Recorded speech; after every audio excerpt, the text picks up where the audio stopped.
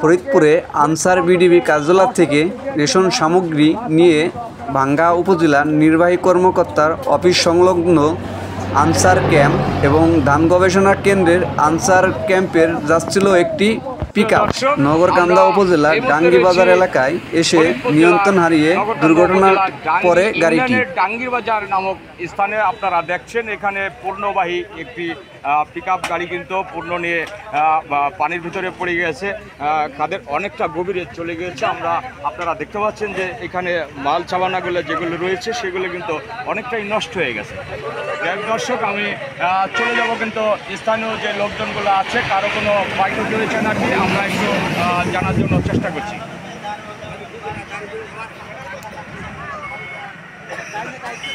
কিভাবে বললো ভাই? গাড়ির তো আমরা উপরে ছিলাম। আপনি গাড়ির উপরে ছিলেন? আমি গাড়ির উপরে ছিলাম। বৃষ্টি তো, বৃষ্টির মধ্যে উপরে কিন্তু যে আসছিল যে কাগজ দেওয়া মুড়ো দেওয়া ছিলাম উপরে আমাদের মানে কোনো সমস্যার জন্য পড়েছে নাকি ড্রাইভারের সমস্যা? ড্রাইভারের সমস্যা কি কারণটা কি আমাদের যদি একটু বলেন। আমি আনসার কমান্ডার, আমি ধান গবেষণা। আচ্ছা, আমি কর্মরত আছি।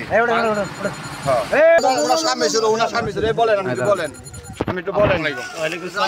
দুর্ঘটনাটা কি করে ঘটলো? সেটা উনি গাড়িটা জাম করলো, জাম করার পরে উনি এইভাবে ক্রসিং করে দিল। তাতে আপনারা মনে হচ্ছেন ড্রাইভারের সমস্যা ছিল? ড্রাইভারের সমস্যা। পরিচয়টা একটু দেবেন। উনি আনসার কমান্ডার, দেশবাড়ি টাঙ্গাই গাড়াল থানা। আমি সিউনি অফিসে। আচ্ছা আচ্ছা, ভাঙ্গা ইউনি অফিস। আপনি কি মনে হচ্ছেন ড্রাইভারের গাফিলতির কারণে? ড্রাইভারের গাফিলতি, ড্রাইভার একা গাড়ি চালাইছে। ওরা গাড়ি চালানো ভালো হয় না। এই জায়গা তো খুব সমস্যা নাই, গাড়িও ক্রসিং নাই। ক্লিয়ার আমাদের গাড়িও ক্রসিং নাই, কোনো গাড়ি ক্রসিং আছে তাও নাই। মনে হয় আলাদা গাঞ্জা খাইছে, গাড়ি মনে হয় নেশা করছে। আপনার কি কোনো সমস্যা না, হয়েছে? আমার সমস্যা হয় নাই, আমার জায়গা আল্লাহ বাঁচাইছে। আমার মোবাইল হারাইছে, মোবাইলটা আমাদের জীবনে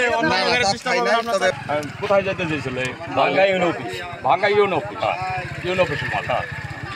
আনসারের মাল আমরা আসছিল ভাঙ্গা ইউনি অফিস।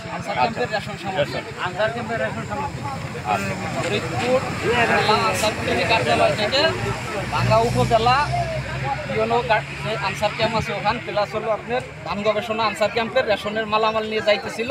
ইতিমধ্যে ডাঙ্গির বাজার অ্যাক্সিডেন্ট ঘটে, দুর্ঘটনা ঘটে গিয়েছে। ঘটনায়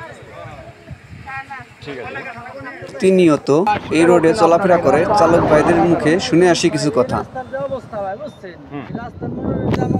এই রাস্তাটা হয়তো বন্ধ করে দেখ, নাইলে বড় সাইডে দেখছি কোনো একটা ব্যবস্থা করুক। এই রাস্তায় মনে যে ইট দিয়ে আরও সমস্যা হয়, আমরা ড্রাইভার আমরা চালাইতে পারি না গাড়ি, মনে যে আমরা চালাইতে গেলে মনে অনেক ধরনের সমস্যা হয়। মনে যে কী করবেন না ভাই, বুঝছেন? ইয়ারছেন মনে আমরা মরে যাওয়ার অনেক ভালো। ইয়ার আগে আমার টায়ার রডটা ছিটে গেছে, গাড়িটা রানিং গাড়ি, আমি রাস্তার সাইডে আমি ভাগ্য ভালো মনে আল্লাহ আমার বাঁচাইছে, বাইসে রয়েছে। তাহলে আমি এতদিন এই ছোট ছোট গ্যাপটার কারণে মনে করেন গাড়িটা ব্রেক করলে মনে করেন স্যার একলা গাড়ি মনে করেন ডাইনিভাবে নিয়ে যায়, বুঝছে? তখন ড্রাইভাররা নিয়ন্ত্রণে থাকে না। এই ড্রাইভাররা কি করবে? এই যে রাস্তার কারণে আমরা ভোগান্তিতে পড়ে রয়েছি স্যার।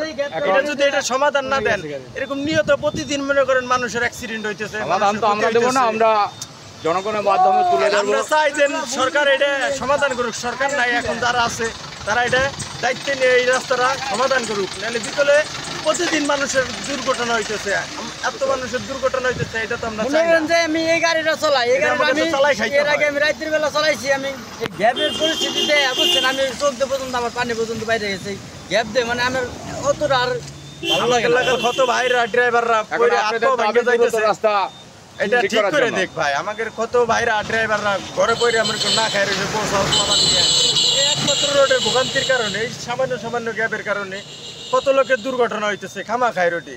এটা আমরা স্যার চাই আমাকে একটা সমাধান দিক, নাইট রোড খাইরে দেখ, নাইট রোডটা বন্ধ করে দিক। বুঝতে পারছি।